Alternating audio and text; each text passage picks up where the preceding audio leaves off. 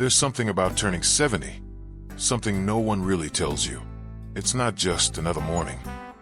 When you're 72, like Frank, mornings feel different. They're not just routines, they're gifts. Frank lives in a quiet town in Oregon. Nothing fancy.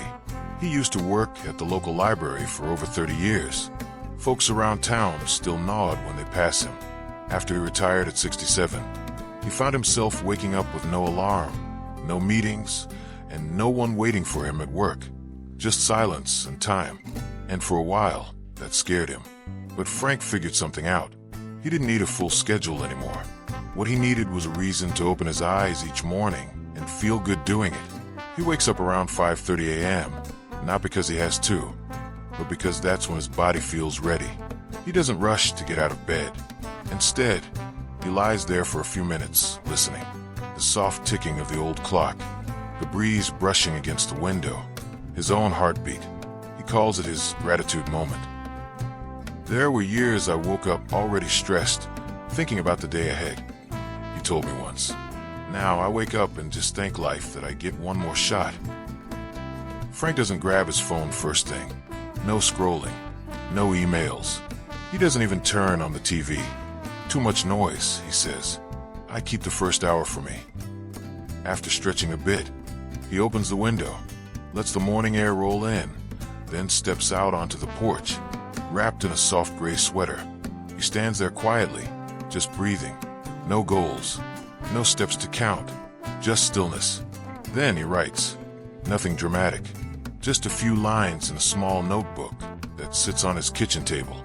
That notebook's been with him for years, ever since his wife gave it to him on their 30th anniversary. She passed 6 years ago, but the habit stuck. Sometimes he writes what the sky looks like. Sometimes it's a note to remind himself to call his granddaughter. Sometimes it's just, thanks for today. Frank says it's not about being deep. I write so I don't forget what it means to be alive. After that, he heads to the kitchen and makes a cup of tea, not coffee. I drank black coffee every morning when I was working. Now, I like things to be gentle. Today it's peppermint tea. Some days it's chamomile. Other days it's ginger. Each tea has a mood. He chuckles. Chamomile's for when I miss my wife too much. He sips it slowly in the armchair by the window. Outside, the garden's waking up. The lavender bushes sway. A couple of sparrows dance near the bird bath. It's quiet, and that quiet, Frank says, is exactly what he needs to feel okay. Then he puts on his sneakers and heads out for a walk. Nothing fancy, just one slow lap around the block. Maybe 15, 20 minutes. No earbuds, no music, just the sound of the neighborhood stretching awake. I used to rush through everything, he says. Now I walk slow. I notice things. The mailboxes, the gardens, that orange cat 3 houses down. It makes me feel connected. Frank doesn't care about step goals. He's not training for anything. He's just showing up for himself. When he gets back, he drinks some water and slices up an apple or a handful of walnuts for breakfast.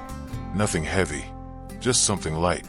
At this age, you don't need a full plate to feel full. And that's it. His morning. No big events. No deadlines. Just a rhythm. A quiet one. But to Frank, it's what keeps him steady. Keeps him grounded. Keeps him going. There's an old wooden clock hanging by the kitchen door. Doesn't run on batteries, never has. It's the wind-up kind. Every few days, after I've made my morning tea and scribbled a thought or two in my notebook, I give the little knob a turn.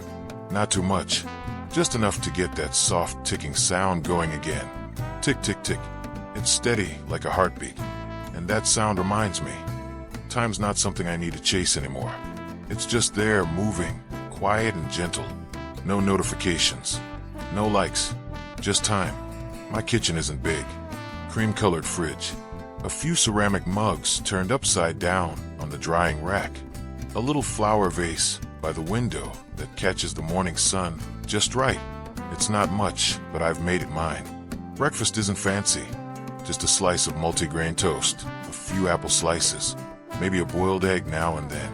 Some days, I sit and eat in silence, watching the backyard garden grow. On others, I let the soft voice of a radio host talk me through the day's gentler headlines. No breaking news, no yelling, just enough to remind me the world's still out there. There's a slowness to how I move now. Not because I have to, but because I want to. There's no rush anymore. No meetings. No emails waiting for answers. No one knocking on the door expecting something from me at 9 a.m. One morning, an old friend dropped by and asked, "Frank, why don't you ever turn the TV on in the mornings?"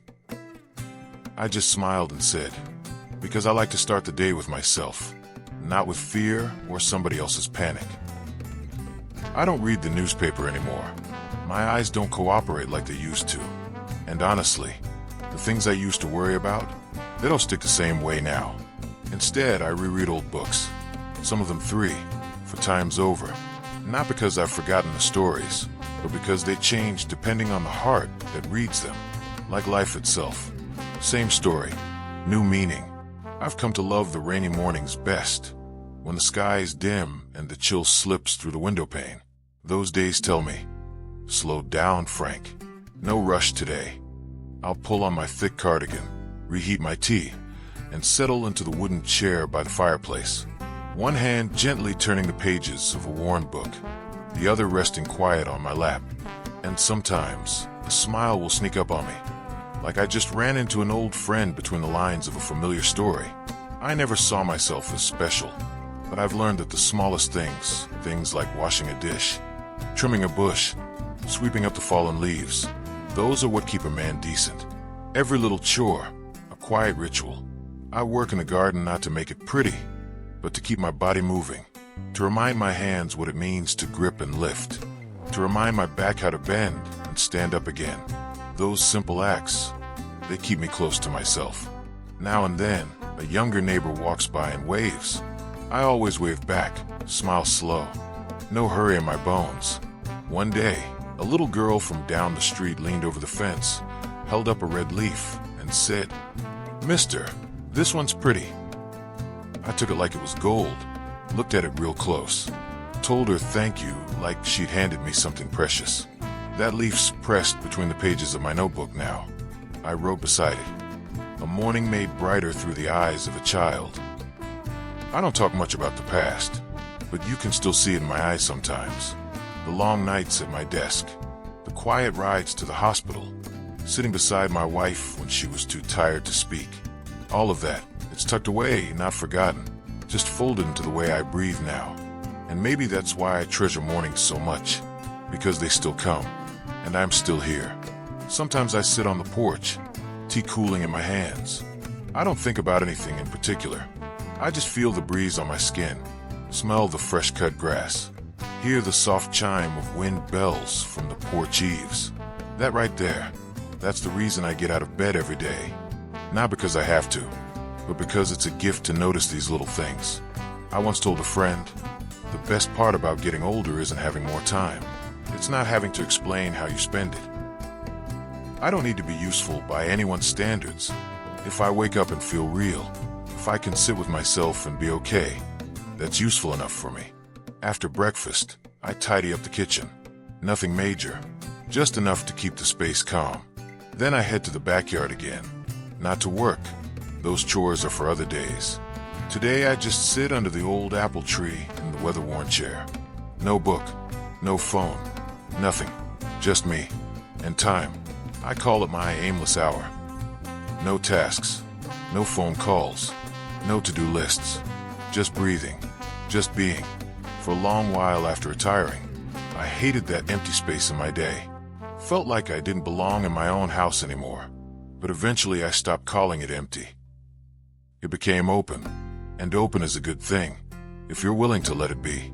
On those windless, warm mornings when the sun climbs quiet, and the hum of summer insects starts up in the corner of the yard, I don't think about much. I don't drift off either. I just sit, shoulders soft, mind still. That in itself feels like a kind of healing. A friend once asked why I don't join the senior yoga class or book club or morning walks. I just told him, because I don't need to stay busy to feel meaningful. I don't hate connection. I just think sometimes we don't need more people or noise or plans. We need less. less pressure, less comparison, less pretending to be someone we're not. And when the mind's finally quiet enough, memories show up, not to haunt, just to pass through, like flipping an old photo album in soft light. I remember the first time I drove my wife out to Blue Lake. We sat by the shore, ate cold ham sandwiches, and watched ducks circle the water. I remember cooking together on weekend nights. Awkward, funny. I remember holding her hand in the hospital when there was nothing left to say, just to let her know I was still there. Those memories don't make me sad. If anything, they make me feel rich, because I gotta love, gotta live it all. And now, I get mornings like this to carry it forward. By 10 o'clock, when the wooden clock ticks louder in the kitchen, I know it's time to head back inside. No regret, no rush. I brush off the leaves on my pants, walk slow along the garden path back to the kitchen door. Sometimes I carry a little flower with me, not for decoration, but as a reminder that beauty's still here, if you're paying attention. Every step toward that door is like a quiet little whisper. I'm still here, and I'm still living. Frank used to say that the best thing about growing older isn't that you have more time. It's that you no longer owe anyone an explanation for how you choose to live. He doesn't feel the need to rush, doesn't feel the pressure to prove that aging has to be productive by somebody else's definition. For Frank, being useful simply means waking up in the morning and knowing he's alive, truly alive, not to keep up with the world, but to grow closer to himself. After he's cleaned up the kitchen, Frank steps out into the backyard again, not to pull weeds or water anything. He already took care of that yesterday. No, this time it's just to sit under the old apple tree, in the same weathered wooden chair that's worn smooth by years of use. No book, no tea, nothing in his hands at all. Just sitting, doing nothing. He calls it his aimless hour. No goals, no lists, no one to call back. Just a stretch of time to breathe, to be still, to let thoughts come and go, like clouds drifting across a quiet sky. It wasn't always easy. In the early days of retirement, Frank used to feel extra, like he didn't quite fit into his own life anymore. Nobody needed his opinion. Nobody waited for him to get home. The silence in the house felt heavy, so quiet he could hear the fridge hum. But then he stopped calling it silence. He started calling it space. Instead of filling that space with noise or tasks, Frank let it be. Let it flow naturally, like a stream that doesn't need to be touched to keep moving. Some mornings are calm like that. The breeze still, the sun climbing slowly, not too bright, cicadas humming in the distance like echoes from a far-off time. Frank sits with his eyes half closed, not chasing any particular thought, but not zoning out either. He lets his body soften, shoulders loosen, and his mind, for once, isn't trying to fix or figure anything out. It just rests. A friend called one day, asking why Frank doesn't join more groups, yoga for seniors, book clubs, morning walking meetups. Frank smiled over the phone and said, "I don't need to stay busy to feel like I matter." It's not that he's against people. He just understands something now. Sometimes, what we need most isn't more. Not more people, not more noise, not more things to do. Sometimes, what we need is less. Less pressure, less comparison, less pretending we're someone we're not. When his mind gets quiet enough, a few old memories find their way in, not to haunt him, just to visit, like flipping through a faded photo album with the afternoon light pouring in. He remembers the first time he drove his wife to Blue Lake.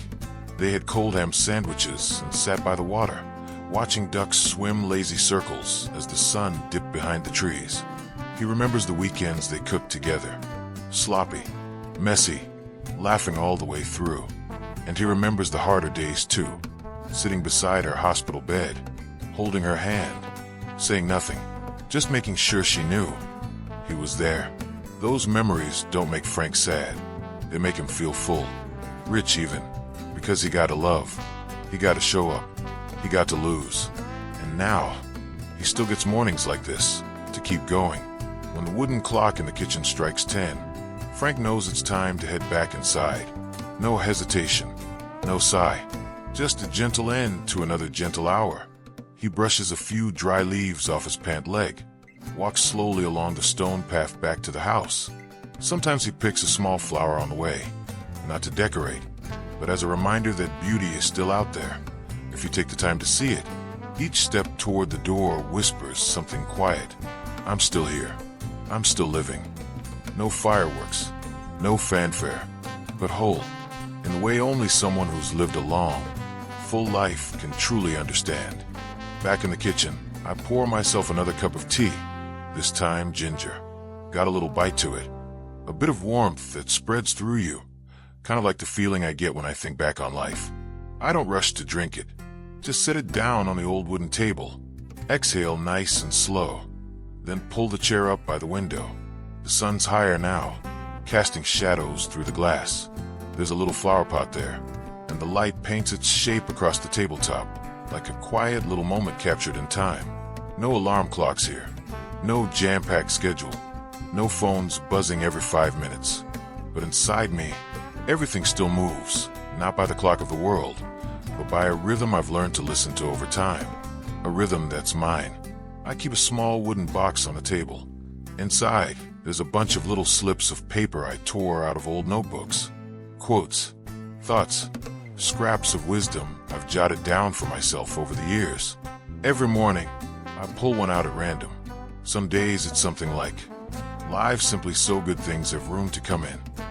Other days, it's a Messier scribble. Today doesn't have to be perfect, just enough to make you smile. I read one, nod a little like I'm agreeing with an old friend, and gently fold it back into the box. Things like that, the tea, the sunlight, the ginger in the air, they come together to make a morning that feels complete. Not because anything big happened, but because nothing had to. Now and then, I'll open the drawer and pull out an old letter. The paper's yellowing a bit, the corners curled from time. It's from a woman I used to know. Not a romance, just someone who mattered once. She lives in another state now. Sends a letter every month.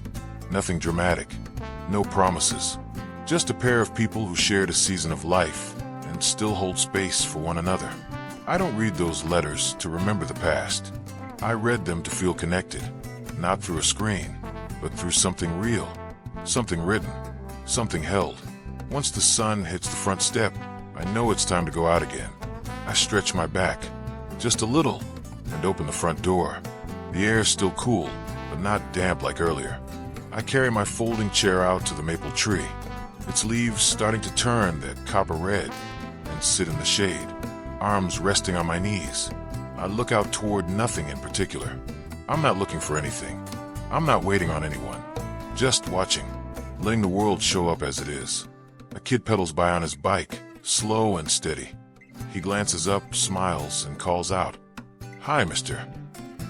I smile back, give him a soft nod, and say just loud enough, "Hey there, beautiful day, isn't it?" That's all. Just a few words, but enough to warm you up inside. People ask sometimes, "Frank, don't you get bored? Every day so quiet, so slow, so much the same." I shake my head. My eyes usually drift off when I answer. No day is ever the same. I'm a little different each morning, and so is the world. If you really pay attention, nothing repeats. It just takes a slower pace to notice. Back in the kitchen, the old wooden clock ticks again. Slow, steady, never rushing.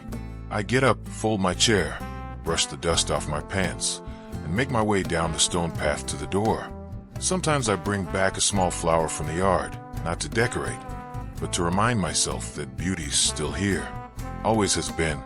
You just have to look. Every step toward home feels like a quiet whisper. I'm still here, and I'm still living. Inside, I sit back at the table, open my old notebook, and write one line, simple and soft. Today I woke up, and that's enough to be grateful for. So there you have it. A morning that may seem ordinary to most, yet within it holds everything that makes life worth living. Stillness, gratitude, and just enough courage to sit quietly with yourself. Frank isn't out to change the world. He simply chooses to begin each day with gentleness. And because of that, he stays joyful, grounded, and deeply at peace in a way that's entirely his own. If this morning story touched something in your heart, go ahead and click like, Let's pass that quiet peace along to someone else who might need it today. And if you haven't already, be sure to subscribe to Healthy Aging, where we share more simple, heartfelt journeys like Frank's. Because we all deserve to grow older with grace, with depth, and with a sense of quiet wonder. Thanks for spending part of your morning here with us. Wishing you a peaceful start and a full, beautiful day ahead. Goodbye and see you again.